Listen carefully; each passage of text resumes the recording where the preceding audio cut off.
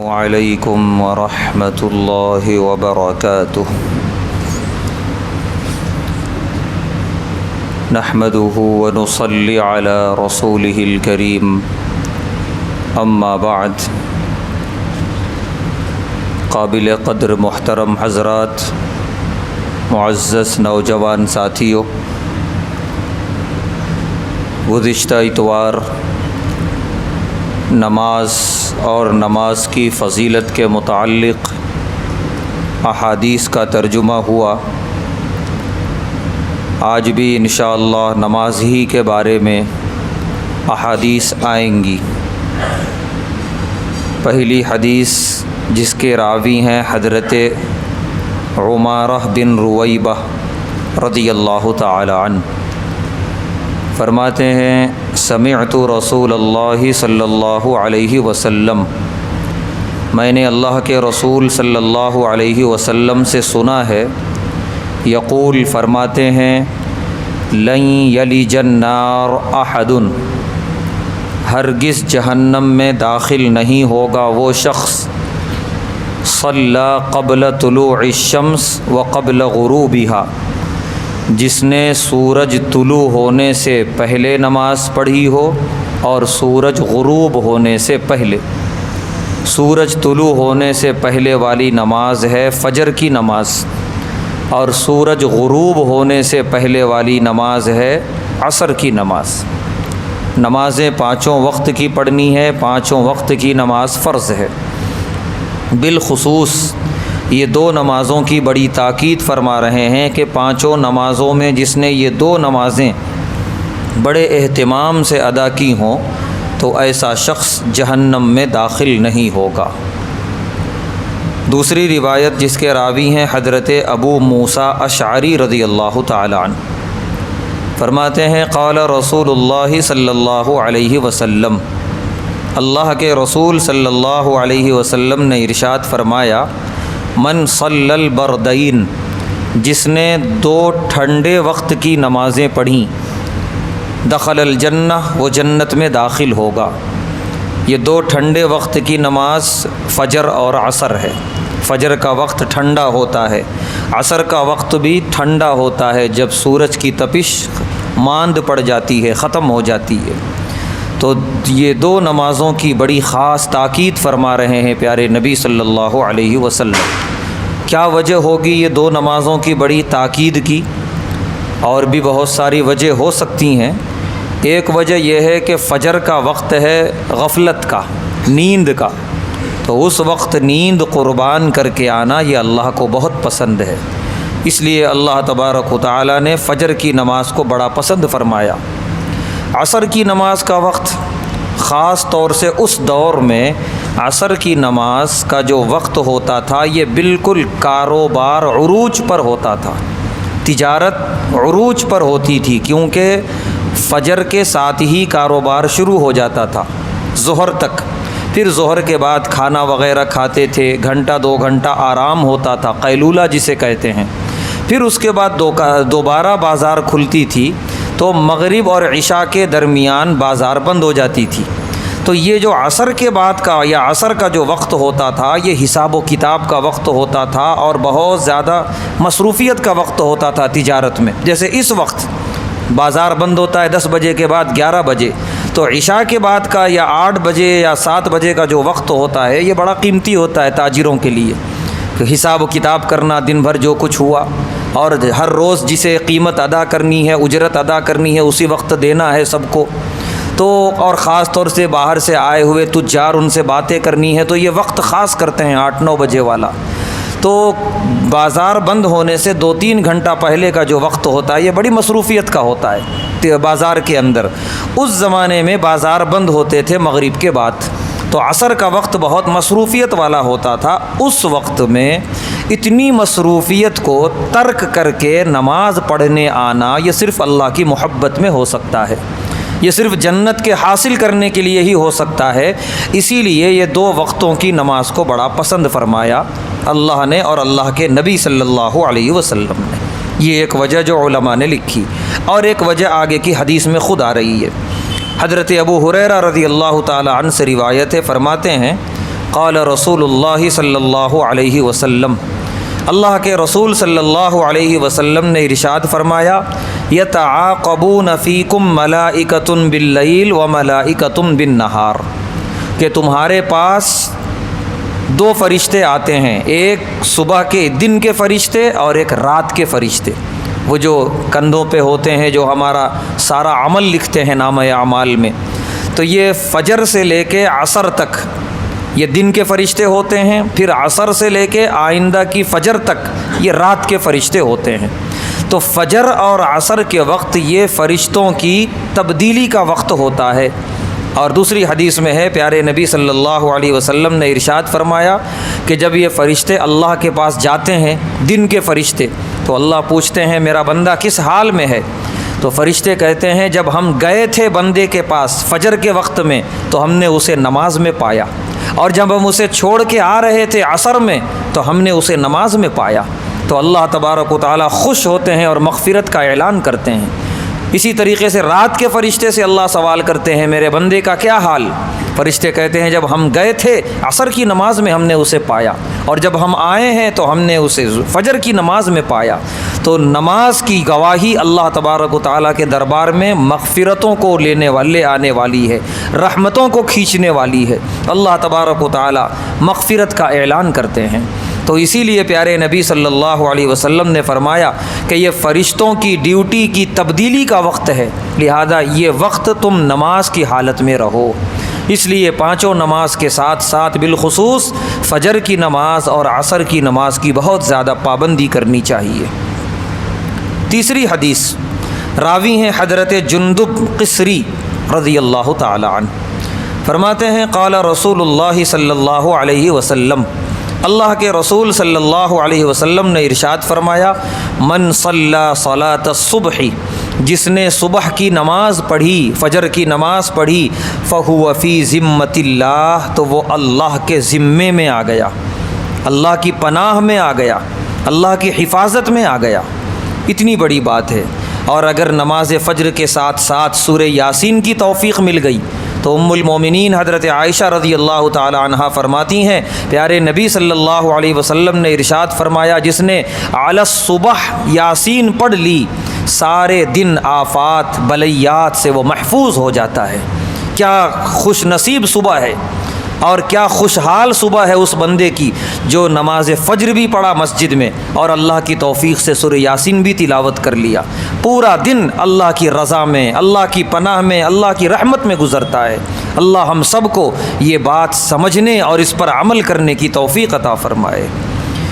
اس کے بعد کی حدیث جس کے راوی ہیں حضرت ابو ہریرہ رضی اللہ تعالی عنہ، فرماتے ہیں قال رسول اللہ صلی اللہ علیہ وسلم، اللہ کے رسول صلی اللہ علیہ وسلم نے ارشاد فرمایا، لیس صلاۃ اثقل علی المنافقین، کہ دو نمازیں منافقین پہ بہت بھاری ہیں، یعنی ان دو نمازوں میں سستی کرنے والا منافقوں جیسا ہے، اللہ حفاظت فرمائے۔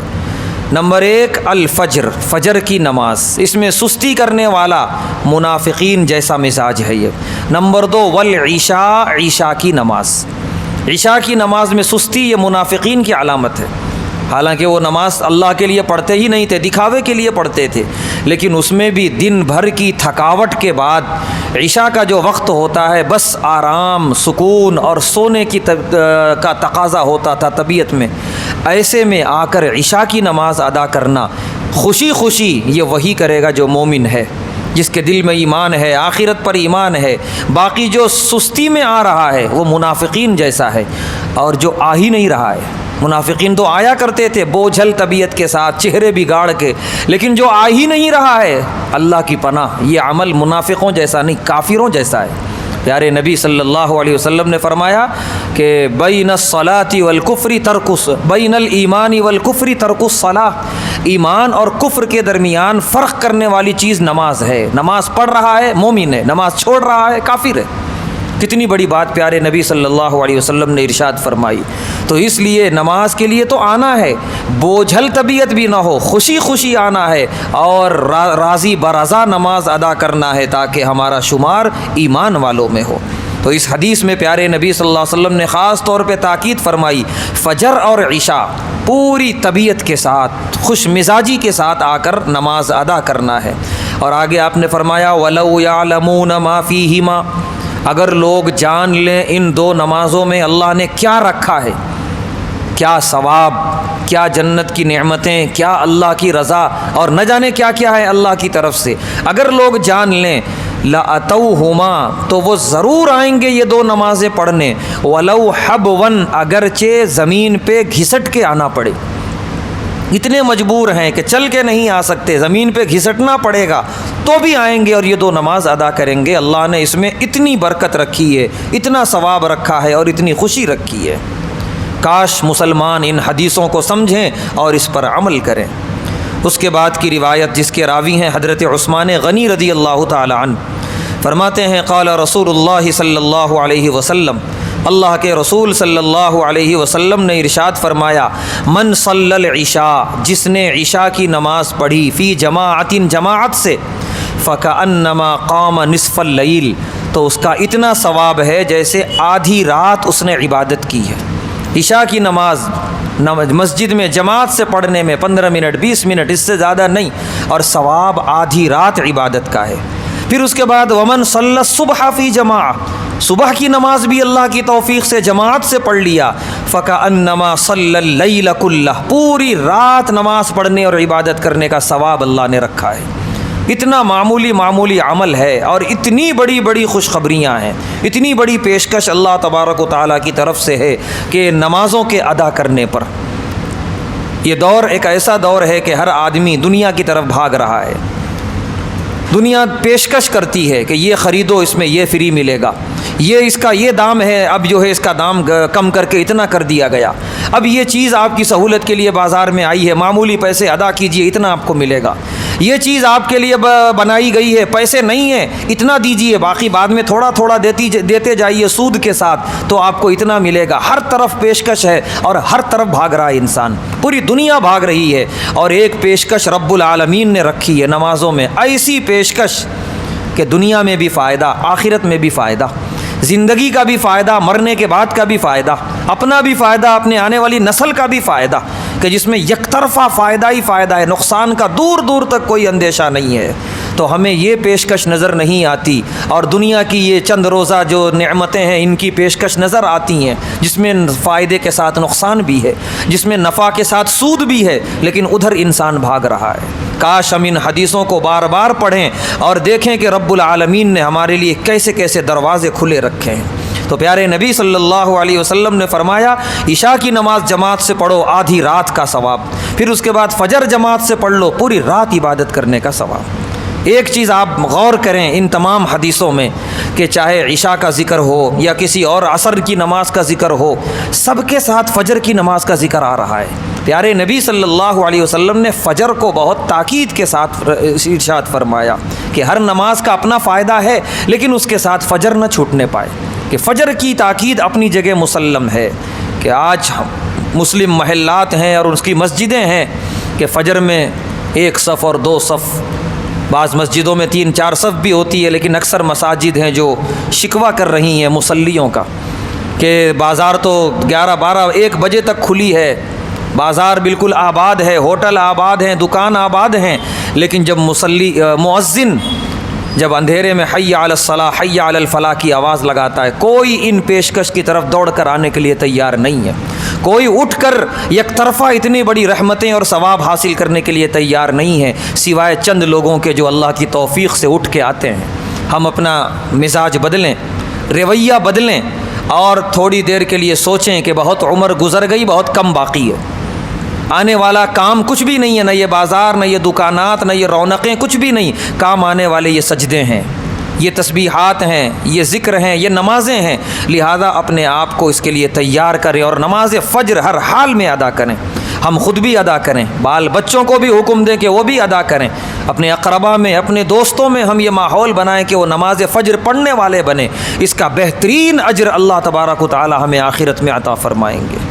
اس کے بعد کی روایت جس کے راوی ہیں حضرت ابو ہریرہ رضی اللہ تعالی عنہ، فرماتے ہیں پیارے نبی صلی اللہ علیہ وسلم نے ارشاد فرمایا قرآن میں اللہ تعالیٰ کا قول ہے اقم الصلاۃ لدلوک الشمس الی غسق اللیل کہ اے مومنو نماز پڑھو زوال کے بعد سے لے کر رات چھا جانے تک. 4 نمازیں اس کے اندر آ گئیں. زوال کے بعد ظہر شروع ہوتی ہے، پھر اس کے بعد ہے عصر، پھر مغرب، پھر رات چھا جانے والی نماز ہے عشاء. پھر آگے فرمایا وقرآن الفجر، اور فجر پڑھو اور فجر میں قرآن کی تلاوت کرو. ان قرآن الفجر کان مشہودا، فجر میں جو قرآن کی تلاوت ہوتی ہے وہ گواہی دی جانے والی ہے. تشہدہ الملائکہ، فرشتے اس تلاوت کی گواہی دیتے ہیں اللہ کے دربار میں. اسی لیے پیارے نبی صلی اللہ علیہ وسلم نماز فجر میں تلاوت ذرا طویل کیا کرتے تھے. صحابہ فرماتے ہیں 60 آیتیں، 70 آیتیں، 100 تک کی روایتیں، 100 آیتیں آپ فجر میں تلاوت فرماتے تھے دونوں رکعات میں ملا کے. کیوں؟ یہ وقت تلاوت بہت پسند ہے اللہ کو. فرشتے سنتے ہیں تلاوت، اللہ کے دربار میں جا کے گواہی دیتے ہیں کہ اس وقت اس سناٹے کے عالم میں آپ کا بندہ قرآن کی تلاوت کر رہا تھا آپ کے سامنے نماز میں کھڑے ہو کر. تو اللہ فرما رہے ہیں کہ یہ فجر کی تلاوت اور فجر میں قرآن کا پڑھنا یہ اللہ کے پاس گواہی دیے جانے کے لائق ہے. اس میں بھی دیکھیے پیارے نبی صلی اللہ علیہ وسلم نے کیا اہتمام سے فجر کی نماز کا ذکر فرمایا. اس کے بعد آج کی آخری روایت جس کے راوی ہیں حضرت سلمان فارسی رضی اللہ تعالی عنہ، فرماتے ہیں سمعت رسول اللہ صلی اللہ علیہ وسلم، میں نے اللہ کے رسول صلی اللہ علیہ وسلم سے سنا، یقول آپ فرماتے ہیں من غدا الی صلاۃ الصبح، جو آدمی گھر سے نکلا فجر کی نماز کے لیے، غدا برأیت الایمان، وہ چلا ہے ایمان کا جھنڈا لے کر، ایمان کا پرچم لے کر. جیسے اس زمانے میں بھی قافلے جایا کرتے تھے، لشکر نکلا کرتے تھے اپنا اپنا پرچم لے کر. وہ دور سے پرچم اور جھنڈے کو دیکھ کے پہچان جایا کرتے تھے کہ یہ کون سی قوم ہے، کون سا قبیلہ ہے اور کہاں جا رہا ہے. جنگ کا جھنڈا الگ ہوتا تھا، صلح کا جھنڈا الگ ہوتا تھا، تجارت کے جھنڈے الگ ہوا کرتے تھے، وہ پہچان لیے جاتے تھے. پیارے نبی صلی اللہ علیہ وسلم فرما رہے ہیں جو نماز فجر کے لیے نکلا وہ ایمان کا جھنڈا لے کے نکلا ہے. ومن غدا الی السوق، اور جو علی الصبح گھر سے نکلا ہے بازار کے لیے، غدا برأیت ابلیس، وہ ابلیس کا جھنڈا لے کے نکلا ہے. بازار جانے سے منع نہیں کر رہے ہیں پیارے نبی صلی اللہ علیہ وسلم، گھر سے نکلنا سب سے پہلا علی الصبح ہمارا کدھر ہو رہا ہے وہ دیکھنا ہے. اگر ہمارے گھر سے ہمارے قدم نکلے ہیں اللہ کے گھر کے لیے، نماز فجر کے لیے، ایمان کے جھنڈے کے تحت ہیں ہم، ایمان پر ہمارا انشاءاللہ خاتمہ ہوگا، ایمان والوں کے ساتھ اٹھایا جائے گا. لیکن ہم فجر میں سوئے رہے، اٹھے ہیں 8 بجے 10 بجے، اب ہمارے قدم نکل رہے ہیں گھر سے، ظاہر سی بات ہے اب مسجد کہاں جائیں گے، اب دکان کے لیے جائیں گے، اب بازار کے لیے جائیں گے. تو جس کا گھر سے اولین اور پہل نکلنا ہوا ہے بازار کے لیے، اللہ کے گھر کے لیے نکلنے کی نوبت نہیں آئی، سویا رہا. پیارے نبی صلی اللہ علیہ وسلم فرما رہے ہیں ابلیس کے جھنڈے کے تحت ہے، ابلیس کے لشکر میں اس کا شمار ہوگا. یہ بہت زیادہ تنبیہ کے ہمیں ہماری تنبیہ کر رہی ہے یہ حدیث کہ ہم خود سوچیں کہ ہم جب گھر سے علی صبح نکلتے ہیں تو ہمارا نکلنا کدھر ہوتا ہے، کس غرض کے لیے ہوتا ہے.